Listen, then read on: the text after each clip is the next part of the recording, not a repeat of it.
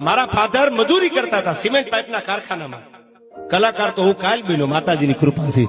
Cement પાઇપના કારખાનામાં મજૂરી કરતા. એ મારા ગામથી 4-5 કિલોમીટર ગામ હતું. સાયકલ લઈને જવાનું અને સાયકલ લઈને રાતે 9:30 વાગે સિમેન્ટ પાઇપના કારખાનામાં કામ કરી અને ઘરે આવ્યા.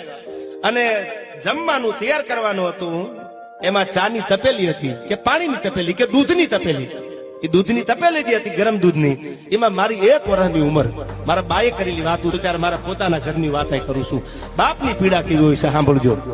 એ સાયકલ નીચે મૂકી, બાઈક હોય તો સમજ્યા થાક ન લાગે. પેડલ મારી મારીને 5-7 કિલોમીટર થી તમે આવ્યા હોય, થાક લાગ્યો હોય, અને બરોબર સાયકલ દિવાલની યાર એમ ટેકે મૂકી. ત્યાં મારો હાથ છે, હું વરતી નો હતો, મારા બા મને યાદ નથી આવવા, પણ મારી કે તમારી જનતા વાત કરે તો મને તમને યાદ હોય.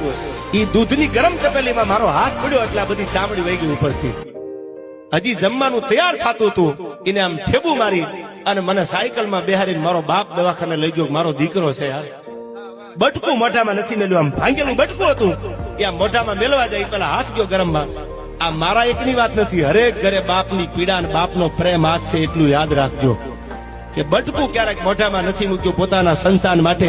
ઈ બાપનો પ્રેમ છે અને બાપની ખોટું કોઈની તાકાત નથી પૂરી શકે યાર.